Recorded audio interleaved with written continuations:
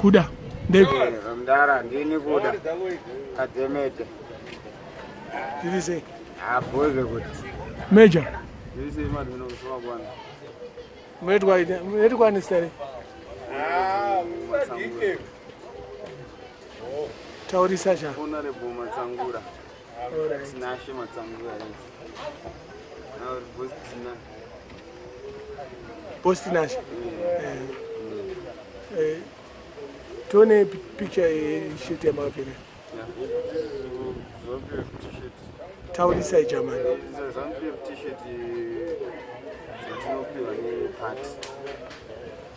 Kwa hiyo wenda usina MDC.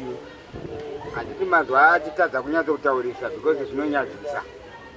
Kunge uri mwana mudiki wakapfeka zvinhu zvakadai so. Zvikunyadzisa. Wai uchitadza kunyatsa kutaura. Ndakapfeka t-shirt yezano. Uri kutadza kunyatsa kutaura kuti ine t-shirt adzingopiwa. T-shirt dzatone dzakapfeka adzingopiwa vanhu vese. Kwete kuti adzipiwe. Havade, vana vatode. Havadzidi. Zvinovhiringidza. Aiwa kuvhiringidza. Wozi tikapa munhu MDC t-shirt anoita zvinhu zvatisingadi. Uchimpire.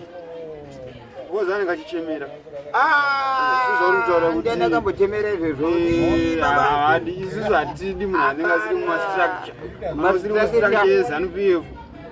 Sometimes we are not obliged kana kuti we are not invited to come to ZANU-PF offices or meetings. Kana usiri weZANU-PF. Inini zvangu. Inini kwete kuti pane umwe munhu. Inini pache zvangu inini. ZANU ndagara handitomboita nezvangu. Kuti ZANU kana ZANU-PF? ZANU-PF. Asi kune ZANU neZANU-PF. Handizive because misangano dzacho handizipinde. Saka handisiwe nezvazviri. Inongoziva kuti izanu chete. Iyo chiorore yanozviti chiorore yake. Chiorore zveshagozi ndo yakabva ku. Batakapinana apa. Mapinana zviri kuita chizvo. Maiwe. Anotora kuti vakakwanisa kuwana 44% kuvhotwa kwakaitwa muna 2018. Zvino asi munamboverenga pepa nazvo. Ndariverenga nazvo. Vachawina. Asi nekuda kuti musangano wemuno weZANU-PF muZimbabwe unoramba uchitonga. Imbwa dzichingokura dzichingodi musangano unoramba uchitonga nekuti ndo wakawina independence yenyika inoyi. And there is percentage of zero corruption. And ZANU-PF hatisi matsotsi. Tinozvimiririra mune zvisi zvatichiita. Hatipo pakuti isusu kuda aseka nebereva. Zvizvo zvatichataura panapa isusu zvine zviri zvechokwadi. Kana vanhu votaurawo nezvechokwadi. But just because vane matsotsi because maopposition parties awanda. Kune mamwe awanda angoripo. Hakuna maopposition parties akawandisa. Ariko kune NPF. Dapi. Kune ZIP. Aiwa sha. Kune chiororo ndepiko. MDC. ZANU iri kuopposition nechi. ZANU-PF iri kuopposition nechi. MDC arranges. Ye. Saka iwe ungataura kuti mabato twana ningi uto. Aiwa. Kuti kana iye kana MDC arranges. Ipati rinopikisa. Because dekataura kuti rinopikisa. Ndokupikisa kwacho. Ipati rakawina. Aya haina kuwina. Yakadyiwa neZANU-PF zviri straight. Yakabirirwa. Panoitwa musangano pega pega hapabirirwe because pane ma-international observers. Saka imi tikati zvatiri panapa isusu tinobirirani muri kutaura tichipanana. Ma-elections akazoenda kukoti sei? Izvozvo ndezvekudhara. Ende zvichiri kungoitika nekuti MDC Alliance kuti matsotsi anoda zvitsotsi. President weZimbabwe ndiani? Upachi. Pachipe. President weZimbabwe. Ndiye munhu anotungamirira. Uyu ndi president weZANU-PF. President weZimbabwe Nelson Chamisa. The president weZimbabwe. Uyu ndi president weZANU-PF. Munhu watikutaura naye anogona kunge akadhakwa. Aiwa, taura zvautaura iwe. Unokwanisa kumiririra vanhu hayo. Since munhu ari kuti tingada kuti titaureka tinoona zvakutaura zvinhu wrong because wakuda kuti vanhu vatange kuti vafange vari out of order vakunyepa especially panyaya yekuti vanhu vanoziva kuti ZANU-PF is the winning party and is the ruling party that go to votes that are not large. Kana example kana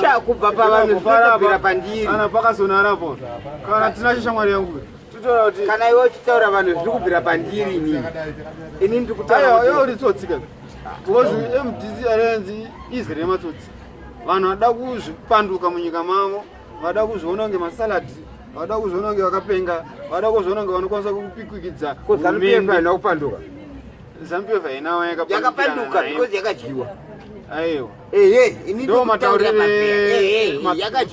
ayo ndeyekuti kana ukaenda kunze kwenyika vanhu vanokutaura kuti uri tsotsi because vanenge vachiziva kuti uri kunyika andiri kunzwa anenge achinyeba ndiani ukaenda kuamerica chaivo vanokutaura kuti the ruling party is the winner of the elections of 2018 that is ZANU-PF. Just The because Riga. no just because The Riga and the winner and they listen to reality zvinhu zvese zvinoitika you should even know to differentiate things. The winner and the Riga. These two things. what did you call rigging? The winner and the Riga. Rigging is what you are doing. You are not giving me a chance to teach you how ZANU-PF is leading this one. We give you a chance to operate as MDC Alliance according to the international protocols. But you change those protocols. So you now start to say you want to if you don't go and vote, it means that it's not a problem for ZANU-PF. Aidambobvunza kuda wakavhota here. Muna second ndakatanga ndovhota pachirodzo ndini muno ndakatanga ndovhota ndini nini Wavhotera chi? ndakavhotera MDC. Waivhoterani? Dzakawanda ka MDC tinazotaura kuti Chamisa ndopandavhotera pana MP ndakasa Peter Moyo kansela ndopandasa uyu andani wemukadzi benzi Chingadeya Kwaiwe wakavhotera? ndakavhota chaizvo ndakavhotera angu maZANU-PF ese matatu kuti na president Emerson Mnangagwa ndangagwa then MP wedu ndiye adzane usati MP wenyu makadyiwa ka edu akadyiwa hamuna MP muno edu akadyiwa siye kapedza kutaura honorable Andrew Makamadzi uchibvo kansela wedu Arthur Murumba vese vavo vakadyiwa nekuda kwekuti munombare munogara vakadyirwei munogara ina tinyarare Maginda Goria zvinoreva kana mabhambi akabva kumusha andiri kunzwa ndikutaura kana vanhu vanoda mari saka inini ndiri bhambi nei iwo handisi kuti uri bhambi because iwo wagara uri muno kubvira 2013 wakavhotera MDC Alliance unoziva zvaunoita neMDC Alliance isi tikutaura kuti view yedu kuona kwatakaita isusu sevanhu veZANU-PF tikutaura kuti vese vakavhotera MDC Alliance Maginda Goria vanhu vari kutsvaga mari because chamuda kuti chichinje chii musina mari muhumwe zvakafanira kuti oda ko iwewe wakavhotera ZANU iwewe unoda kuti chauri kuwana chacho isusu tatakapromisa manga tatakapromisa kuti isusu tira kuti titaura nemadofo Maginda Goria iwe ndimi Maginda Goria me taura tichipromisa zvinhu zvisina taura tichinzwa kuti we want to avoid violence here taura tichinzwa kuti tiraita chitsotsi chekuda sei tiri kutaura kuti tatakapromisa kuti mastreet lights achagadzirwa zvabva zvazodii imi muri zikora vanhu vanoda kupondaponda zvinhu muchidhisira zvinhu manga makapromisa zvabva zvaita mari ino mati ndati manga makapromisa zvikazoita seiko Maginda Goria api akapiwa tumapepa tumasiripi twemavhoti tunobuda mukanzuru dzekunana Stodhatu ndo kwavakavhota vavhota ikokoko ndo pakatangira chitsotsi ndingoti munhu akabva kumusha kana mari rimwe zuro pamwe akabva kunovhota futi kumusha ikoko aigona kugeza ingi ovhota futi kuStodhatu izvi zvinoitwa nevanhu vanoziva mavhoti kuradza imimi ZANU-PF because MDC Alliance hazviite kuti hwine munomu nekuti vanhu munomu they are there to defend their houses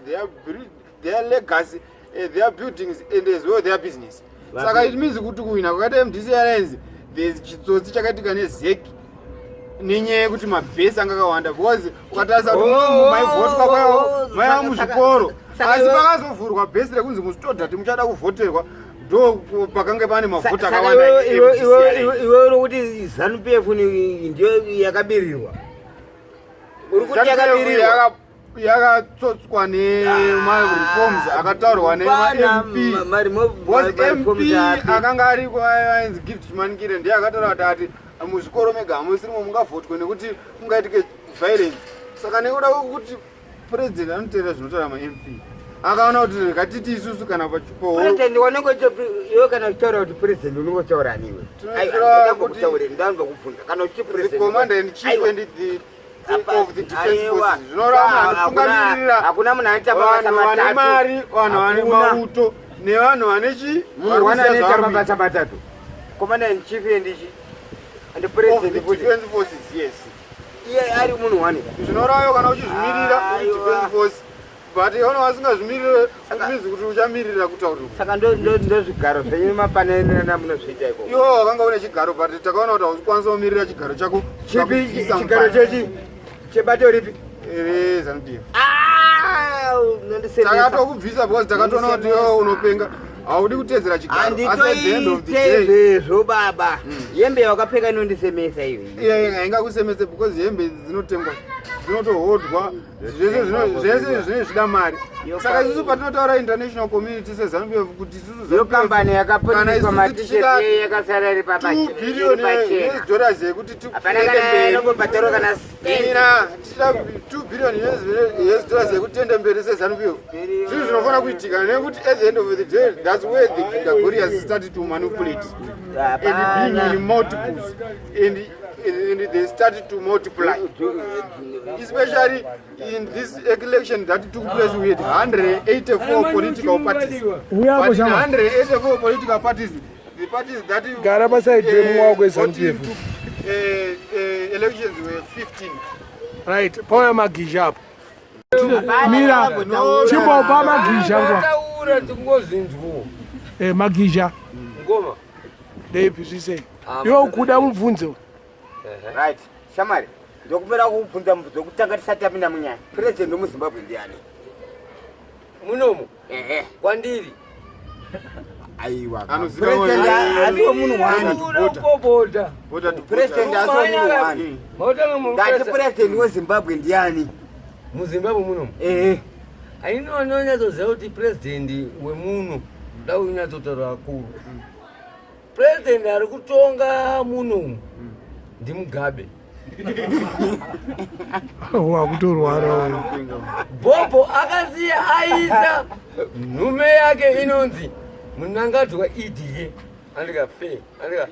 Saka iwe takada kutarisa ka iwo wemuno muHarare menyu muno ndichamisa ndiye ari kutitonga muHarare asa right uyo anenge ari padhuze neansa right ari padhuze neansa asi inini kwangu ari padhuze neansa ari kutonga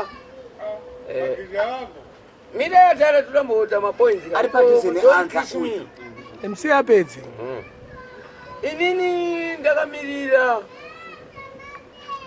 kwandinomirira kufema sha moto rupera chikwe gaga right ari kutonga muZimbabwe muno mundi ndimukoma Emerson Mnangagwa ndiye akapfekera nokuti ndiye ari kuzikanwa kuposto kana ukati MDC uri right asi tichakupfekedza mabhache tinotenda Mwari akataura kuti ari kutaura kunzwisisika ra right iyo kana ichoro mari mai watengero kana drink mira ona changiwe wemtengera popo wawe aya tati tikutaura kuti iwe unoziva iwe kana uri MDC say iwe kana kudzokera ko right tirambo topoza iwe kana uchitaura kuti Samisa ari kutonga nditi ZANU-PF haisi kutonga chicha uri kuitirwa na Chamisa inini Bobo akandipowo zvangu mugare chachaka sha Bobo akafa shabani unonza kutaura zvoku akuita sei ndokukanyira dhina musoro mawayo ko virus ndoine ivu watanga kuti wakakundwa point unopopota gara pasapo uri neutral point Uturura. Hapana kazi zote ke Saddam Hussein kugara unendevuko. Nge wapu. Right. Kanali. Ayo ga taura zako. Taura kuda. Ayo atisude nani. Ayo sikora. Akutisiki utaurira nako. Ayo. Una zona. Ndokurova Ko chifuti. Omani. Uzopfekera pa. Gara pasi mene. kupfekera tina ipapo kanamira kujorowa. Ko chifuti. Azonongofira mahara nokuti unongonohemwa. Ko kuda chifuti. Aiwa. Ari kundishauta. Ada kuchauta. Noti nini president wangu chacha. Gara pasi mene. Omani. Inini unozama unakavhotera panyika pana. Ora kuda mchimutaura president wako iwe. Umonya. President weZimbabwe Nelson Chamisa. Tatenda baba. Nakabwa ndi president. Yebo, atesa. Sitapa iri kutenda kuti apa matitoresa shoni unasi kunzwa zvakanaka pfungwa. Ayo jamati taura. Atenda chirungu. Zvinhu zvekuti isusu kana tikanzi tiri kupublisha information yakadaka. Imhepo dzauri kutaurirwa naMwari wako. Arotodhunya because that what is he saying is What I say is that because they're talking nonsense. President wenyika zvino unovhotirwa nevanhu. President is not going to vote. I want to tell you one thing. Is the president of ZANU-PF. The president of Zimbabwe is Nelson Chamisa. I'm telling you one thing. From a argument in the back. Ini president wanaka vota na uvota. Saka ndani ari kuparliament ari kudaidzwa unzi president weZimbabwe. Ari kuparliament adaidzwa kuti president weZimbabwe. Izvozvi. Izvozvi. Iyeyo. Iyeyo. Tawina. Saka warongeka kamanje. Aiwa avuma. Asi hapana chandavuma. Vavume. Anambovu. Unozanyia uruona mavhota ari kuatiriya. One man one vote. Chiwaka. Tichabvisa munhu papower iyoyo man. Jai. One man one vote. Yakadenjarasa. Ari kutaurwa madumbu nekumusana chako chako. Ai.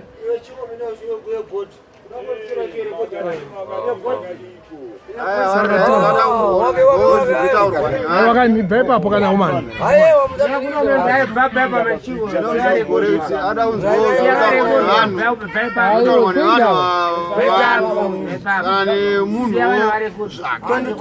Kuri kuti painonzi one man one vote. One man kunani? Ndio inobvisa, ndio yakabvisa anonzani Smith. Sisi zvimu hamusi varungu muno ndemaradhema Baba mbiki kwamunenge muchienda ndekupi kwembabiki. Mati ndakadzimira se inini munhu wandakavhotero zvangu uya aripo zvake. Vota nechitupa here. Uri Saddam Hussein here. Uri Saddam Hussein eza vota nechitupa baba. Hauna kana chitupa kana. Ini nacho ini. Uri nukuburiseri maningi. Ainolinga mari chamari. Namba taura namba za chitupa. Mati taura namba za chitupa. 63 100 iwe. Toro zokumalengenye. Zomtolobo yo. Latitonge wewe. Ndotokutonga wewe. Haine chitupa changu chese. Haina matinazo zamani. Ndoda kuti tizise kuti chatinoda isusu ndechekuti pese panoitwa maelection kana kuti pese panotaurwa nhau dzakadai pasava nemhirizhonga maringe nenyaya yechitsotsi chinenge chizama kupepeteretwa nemamwe mazipa. Chitupa changu ichi chandinacho atikopa kuti isusu titi kana tavhota kana tichivhota paipai tinge tichirwa nekuti munovhiringidza ma-MP enyu zvakafanira Peter Moyo can be scrutinized ine mutemo yemasoja mapurisa nekuti vanhu vake ndezvanenge chiita vanhu vake vapi vakamuvhotera sekutaura kwauri kuti pachaitwa ma-elections uchanga umwe munhu wacho achatariswa kunzi why are you so violent about MP wako ndiani we? Why MDC want MDC win? MP wako ndiani? Urwane chipa ne MP wedu Mbare akagadzwa nemutemo yeZimbabwe ndiye Peter Moyo. Ndiye chi? Ndiye MDC aleni. Akabirira. Ndiye South African Constitution and then kuna because zitogara pakati pembare Southampton constituency. Then kumbare kuna anonzi Stamina Chamisa. They are MPs that were put in by the Parliament of Zimbabwe. Zviri pamutemo nemaoath. Hapana chitsotsi, hapana munopikisa nezvazvo. Nekuti ndo vakavina ma-elections.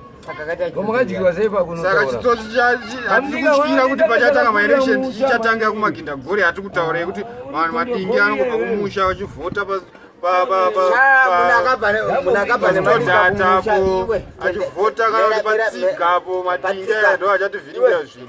Tendebiti angari constitution inonzi Mount Pleasant.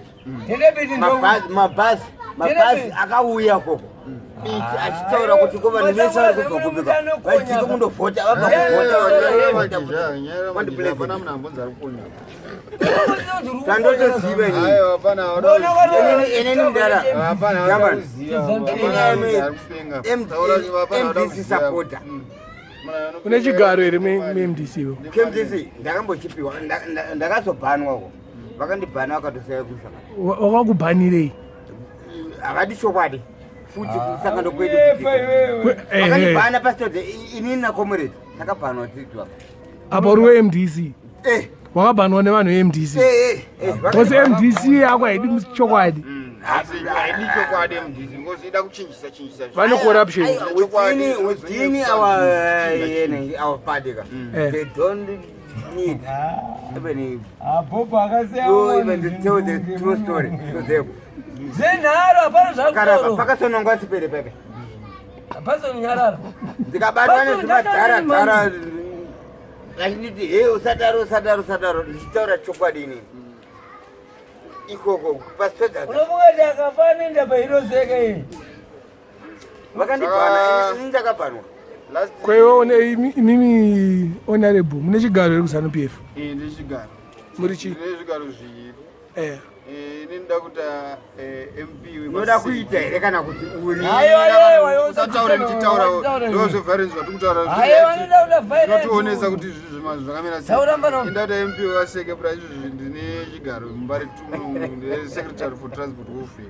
Ndokwanisa kutsvakira motikari nyowani, ndokwanisa kuhaira kombi, ndokwanisa kubatsira nekuti ukwanise kuwana fuel. Kwemimi wekubhowera une chigaro here? Uri wechi first of all? Uri weZANU PF kana uri weMDC? Ini ndiri anairi movement nokuti kuti nditi ZANU yacho indipotsa, kuti MDC yacho inondipotsa. Wakavhotere chii? Right. Inini wandakavhotera chitoro chokwadi. Wakuenda kupi manje? Anonzi taure mteki. Ndewechii? kakuemba kakokita tuma ukokita tuvhotera ndiko ndakavhotera kedombo Rakataurwa neziki zvikanzovhotera kwauri kuda. Right. Ini ndakavhotera kuma MP ndibva ndaita anonzi Bhuteke wehuku ari kunetsa pakuromonza akaita kuti ndisimudziriwe kubva murume. Ndewe party Ndewe ZANU PF kokupresidential. ndakaita mudhari Ndara ndiani? Wani? pane matombo anonzani kuti taure mteki. Ayo presidential yasiyana. Angariko paiwedza matombo. Right. Saka ndani akawina? Akawina tida kutorwa MDC akapfekerawo yakati ndakawina ndiri kumusha zvangu. Asi inini munhu akanyatsondiwinira zvandakadawo zvangu maraini ndi vakuru varipo. Taura mazita chama. Idzife akatonga nekuti kumaraini ka hakuna zvaunotaura zvifange pangu inini ka akarova inonzi mupapu paakada kurohwa pabhora pane madzakutsapu ubanzisa madzakutindi madzakutsotsotso ndo matsalaya chacha tobva taenda pakaita pati paSenitonzo akapakurwa tobva tazoenda kunonzi kwamukombani kugutu kwati akatsemurwa kwandiza manje tauta kutorese pangu manje ini anda kuvhotera muteki manje ndakavhota iye ndiani ijipe alright kwewe ani aitsovyasika ainini zvangu zvingabvunzwirini wakudya ii aiwa isusu kwedu kwangu iwo vyasi uvyasi aiwa mazvingu apa mazvingu akarakasa ndakatodedzera mabhoyi zvanzi bababoyaka saka mwana opiwa majikisi nenyepewe aiwa aritoda majikisi aiyo ndo majikisi api unomboita de muchipota muchienda mira tinzwe shama kata hapana zvakutaura hapana zvari kutaura ndokuti iwe makatorwa koti makanzi itai zvamuri kuita wawina chi kuwina ndaze mabili unogozungazitai wakadaro ndiri right ndanokuti ini ndiri nani ndine musha ndoziva pamba mbuti ndinadzo wakaona musha kupika ndinawo pagurumo ndakatovaka nemukadzi wangu anonziregerera kuda kundiboa ine ndigare wegonzo ndigare motikari aiwa hai zvondo zvanokusimudzira uri kugara pamba papapapinde ndokurova ka ini ndokurova ndokutaura ndokurova kajama kusiyana nazvo bamkuru mavunjairirewe urara pamba panguechivakonani indamuja utaura obawina ndipane chitaike aye wakati unoita inodhura kaseti 15 trillion saka iwe ndachida kuita violence every time aiwa uri kuona handiti nyaya totanga tichitaura pane nyaya yokuti ka munhu anozoita personal pane patikutaura zvinongasitauka ani munoziva asita personal asi totenda aiwa achimakwada kuita personal wa mtikutonga muafrica sha gara pasi kano taura kana iri personal atibude ndambotaura naye ndamborusana naye